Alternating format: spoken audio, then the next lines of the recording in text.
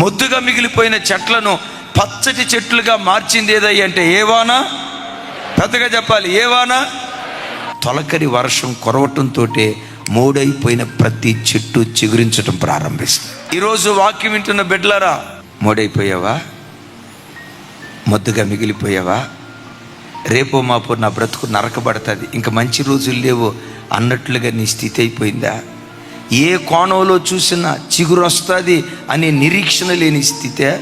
గడిచిన June July నెల వరకు ఎండిన బ్రతుకేమో, ఇక నరికివేయబడింది. నా బ్రతుకులో మంచి రోజులు లేవు, శ్రేష్టమైన దినాలు లేవు, నేల మట్టుకు ఇక నరికేసేసే పరిస్థితి నా పరిస్థితి.